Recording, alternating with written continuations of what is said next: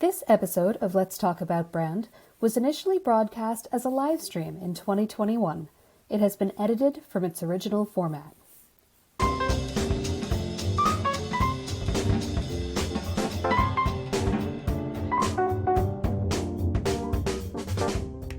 Hey everyone, welcome to the very first episode of Let's Talk About Brand in 2021. Good way to start the year. But anyway, how are we doing, folks? So happy to be here with you today. I am live here every Friday at 12 noon Eastern Time, 9 a.m. Pacific, 5 p.m.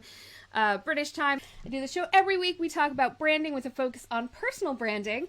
Our guest today is the phenomenal Mr. Troy Sandidge, aka Find Troy.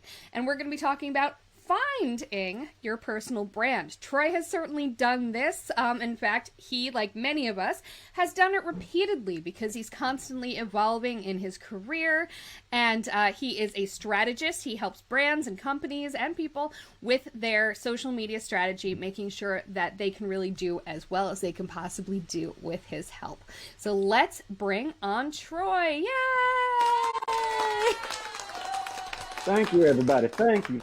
We made it in 2021, and I am not your host, but I don't mind switching spots. Yeah. Happy 2021, Troy. All right, while I fix my camera, I'm going to put you on as the primary screen for just a moment. But before I do that, I'm going to launch right into our my first question for you, which is, can you tell us a little bit?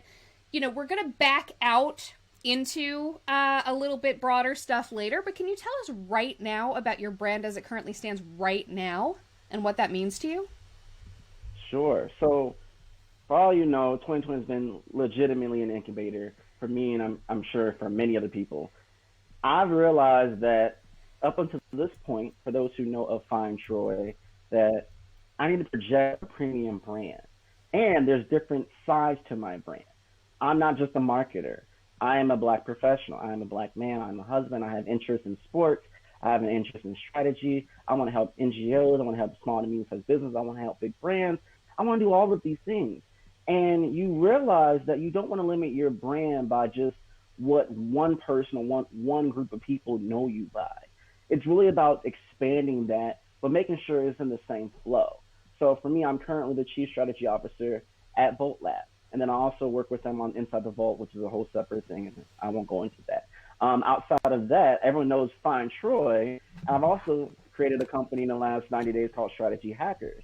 And that's the extension of what is my personal brand being Find Troy for business. You see, for me personally, I think it's like a psychological thing. And I think other people will resonate with this too, that when you talk about your brand, sometimes you have to wear different hats to get into that mode, to get into that zone of like, in this moment, I'm a speaker. In this moment, I'm a contractor. In this moment, I'm this or I'm that or whatever your different identifiers are.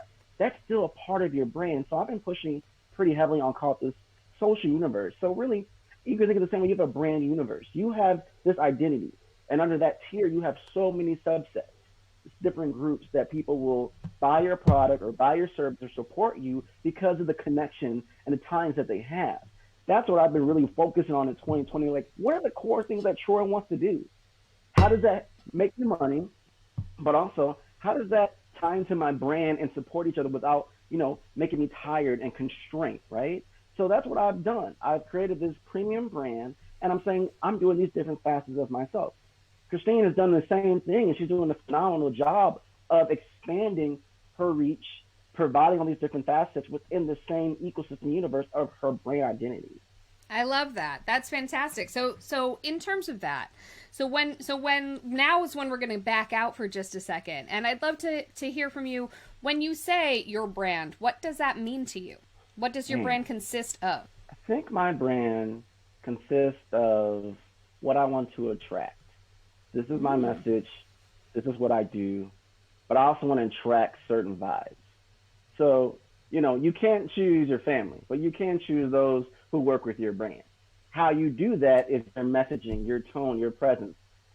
Christine, you do a phenomenal job, and everyone's like, they know the red, but like we see the higher end, like the details. Even though there was like a little fumble going on right now, it still shows like we know she's going to bring a high class, a high quality. that attract Try. people who want to work with people who want to deal with high quality and different things like that. So if you want to go big and get these bigger clients, those bigger opportunities, you have to actually physically think, how do I speak their language to do that?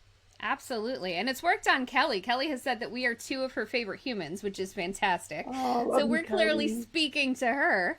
Now, Troy, how long have you been in business as a personal brand? Man, I would say 12 years. Wow. I really would say 12 years. And I think, one, And for you're people pretty who, young. That was a while ago.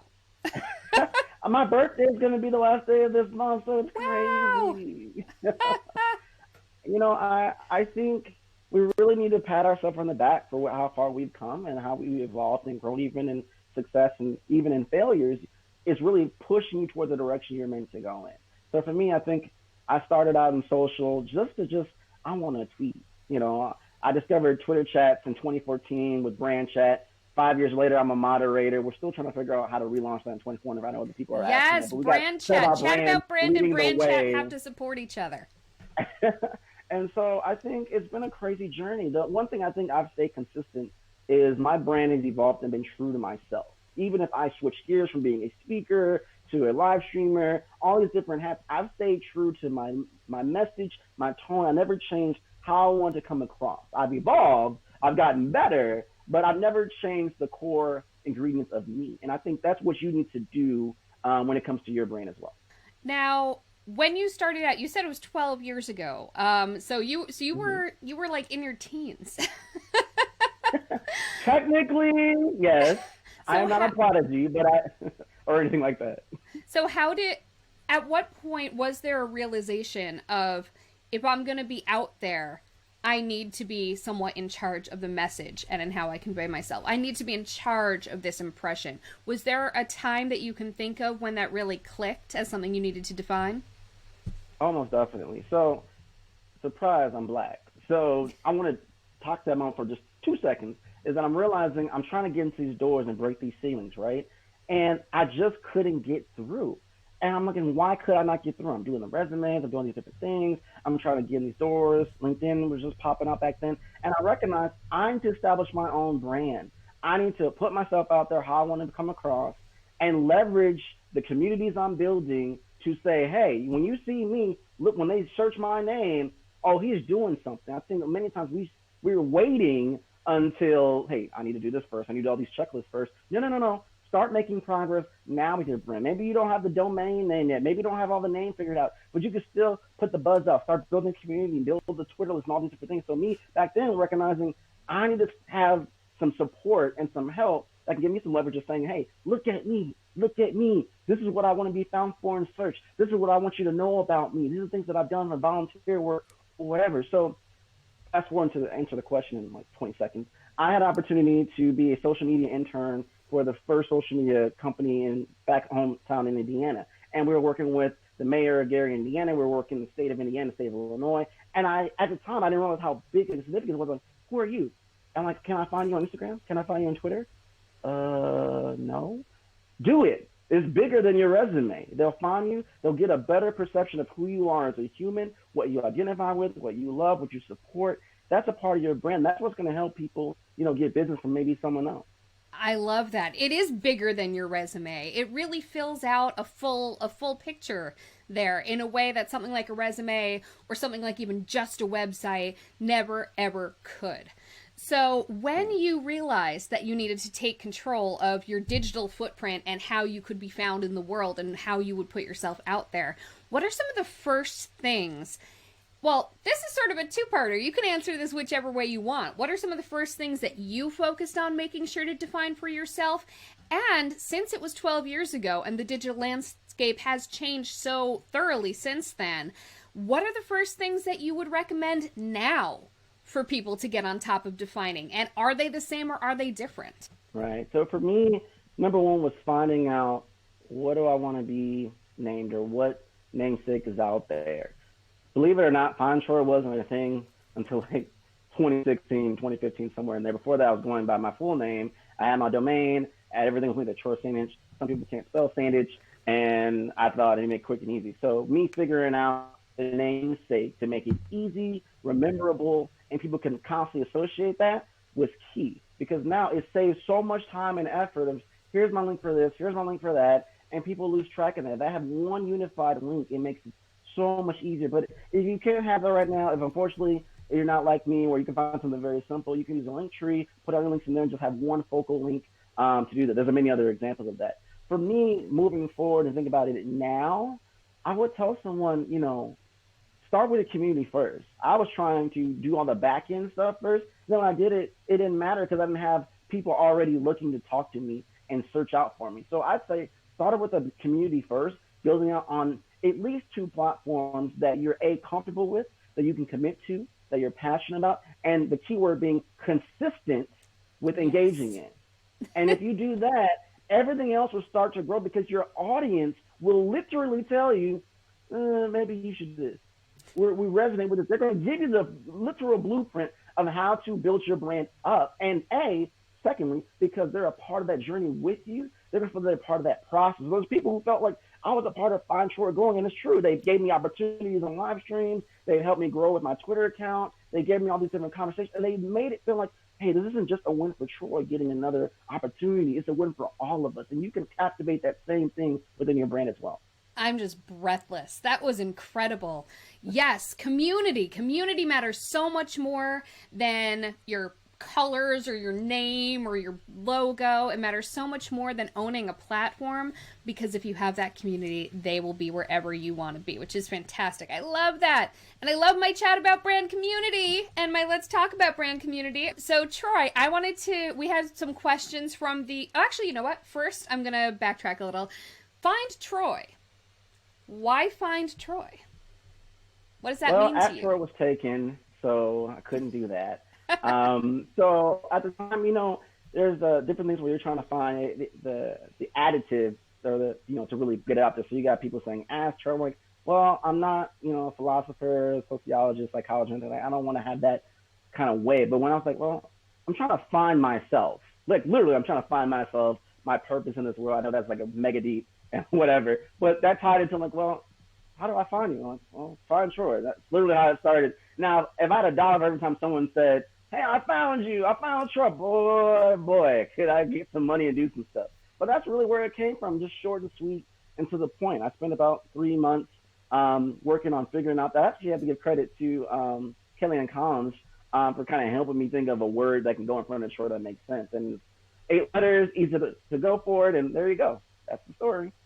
I love it. Now, have you had to, 12 years, again, what are some ways that you have shifted the way that you show up?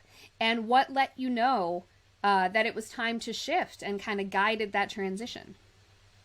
Oh, I got y'all. This is a good one. So, for all you know, I was a big Twitter person, like mega Twitter. I never spoke. I never did live streams. I never did podcasts. I just wanted to focus on something that everyone's telling me, Troy, you're good at this. So I'm like, ooh, I'm going to just stay in my little safe space because it's comfortable. It's what I know. I'm not being challenged in any way, shape, or form. I'm still growing. So I'm good. And then come knocking Jessica Phillips, and we're trying to do all these things. And I look at all the people who are looking at me now, like, wow, you're a great speaker. Why are you doing it? I'm like, y'all, this really happened in like a 2-year span of me forcing myself to get out of my comfort zone. So I talk fast. I think fast. I'm not nervous. It's just I'm so excited and I can have those ideas that sometimes my mouth cannot keep up with my head. And I'm like, I don't know if anyone wants to hear what I have to say. I'm not meant to be that. Well, your truth is no one has your particular story. It doesn't matter if it's the exact company, the exact way. Your full perception of your experience and combination, everything that makes you you, provides you a very unique story that nobody else can tell. And somebody else would find it worthy of it. And I thought about it this way. If someone like Christine didn't reach out and communicate her story and share her things with me, I would have never received that and been empowered to do what I'm meant to do with my purpose.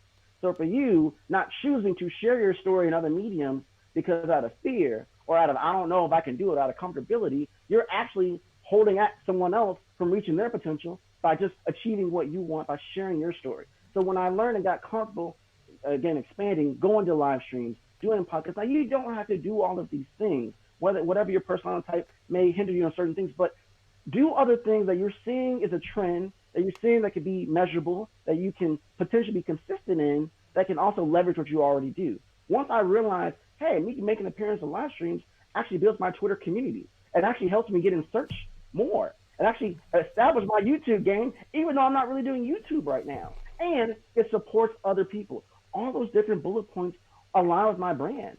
I'm just using someone else to help me do it. And also, I'm supporting them. And now it's an ecosystem of helping each other. So the transition for me is recognizing I'm not just a Twitter person. I'm just not a marketer. I can share my personal story as part of my professional brand to not only get business, to not only establish community, but really speak my truth. And those things make an impact. So my transition, I'm going from just on screen here to now being in front of you now and being comfortable. And I would have never been comfortable if I didn't challenge myself to do something else. And I encourage you all to do the same. I love that. And as we can see, you can go live even on Twitter if that's where your community is. I have been playing with that. This used to be just a Facebook Live show.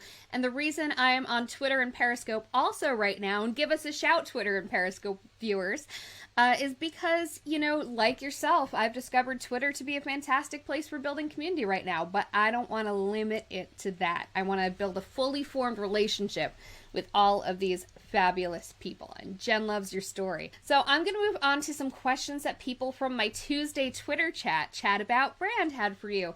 And you actually answered some of these already because, again, you are so good at Twitter. But I'm going to ask you here in the live stream as well. So first up, we got Marianne. She wants to know what you like and dislike about Clubhouse. So this is an interesting one. Clubhouse, for those who don't know, is an audio-only app. You have conversations in there with people audibly, no video, and once it's over, it's over.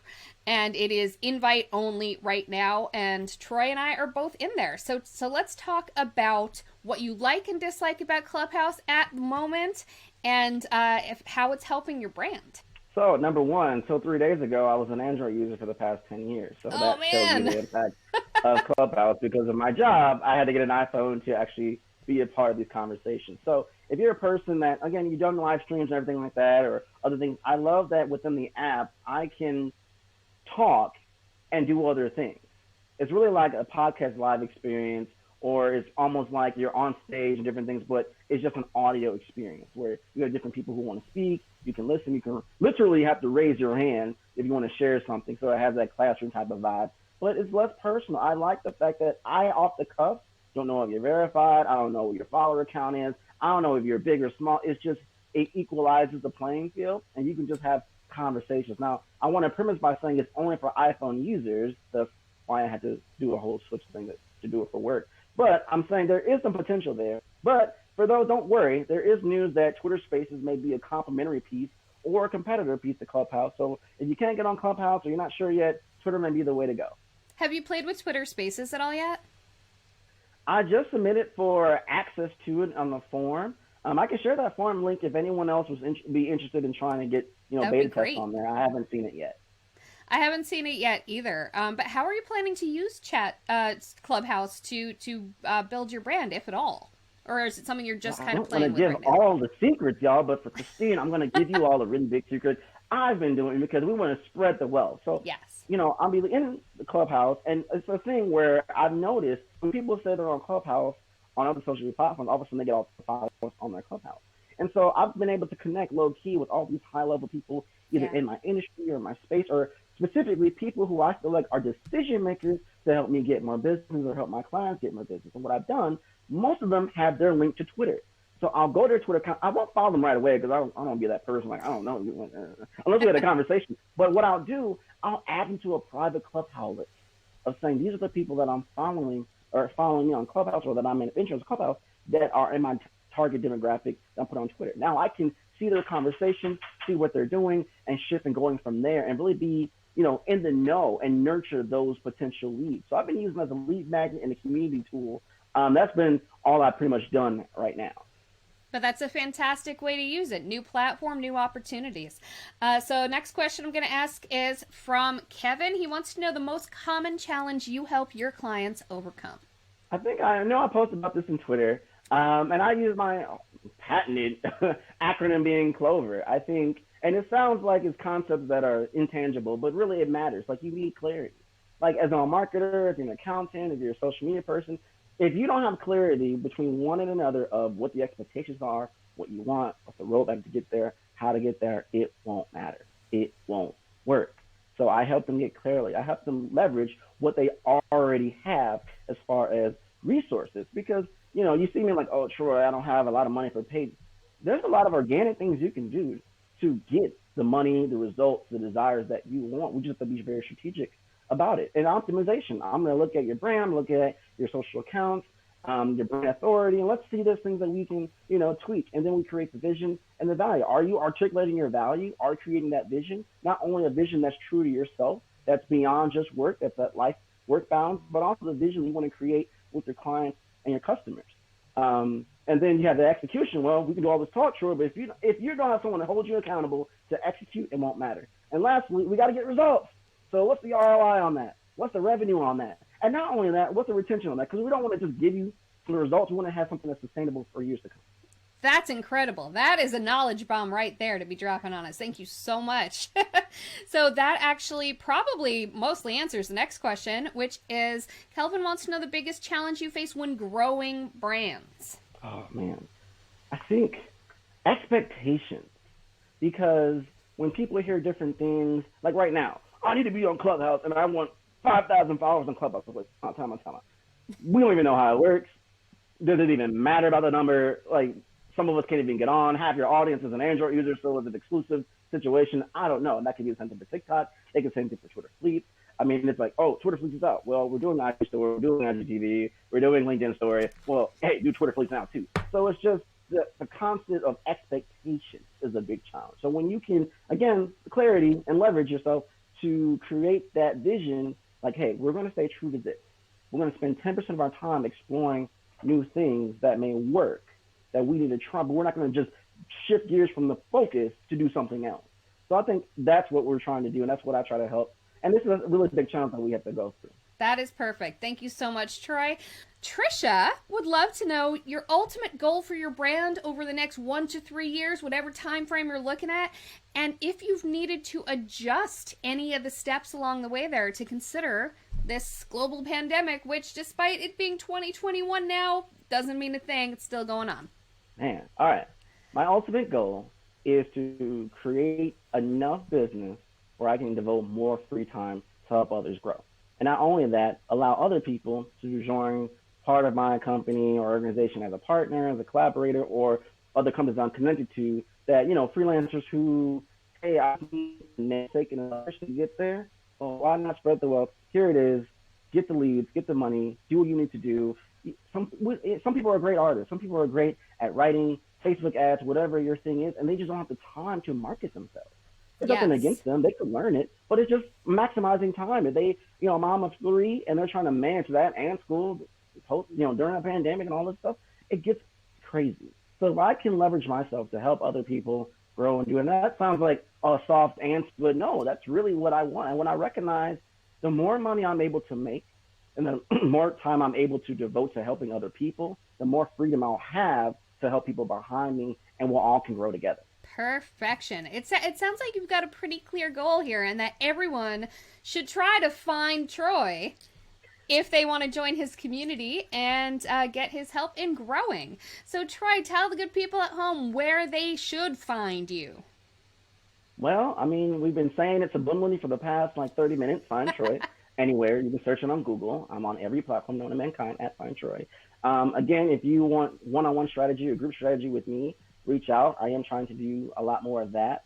I also work for VoltLab as a chief strategy officer. So if you're a brand or you know of a company that needs real social media, graphic design, the whole works help, we're a full boutique integrated marketing communication systems solutions company that can help you do that. And I have another thing in the works for Strategy Hackers group that I've teased on Twitter that if you want to be a part of it, I've actually made a list.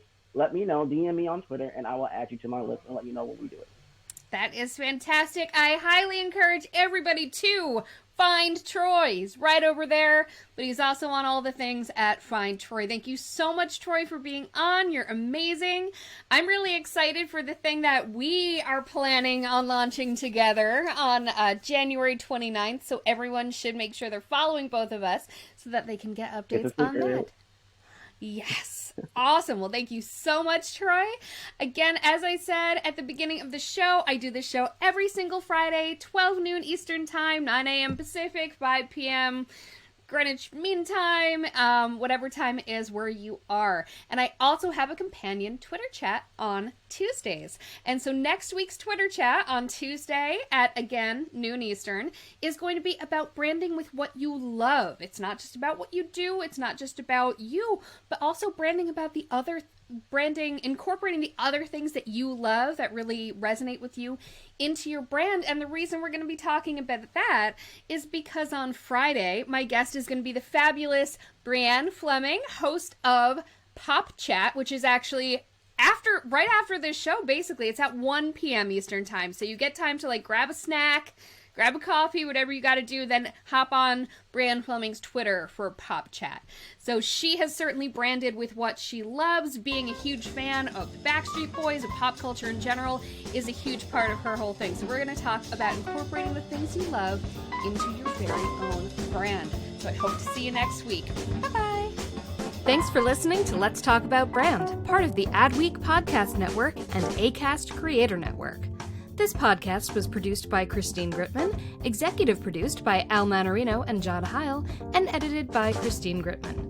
You can listen and subscribe to all of Adweek's podcasts by visiting adweek.com/podcasts. Stay updated on all things Adweek Podcast Network by following us on Twitter at Adweek Podcasts. And if you have a question or suggestion for the show, send us an email at podcast@adweek.com.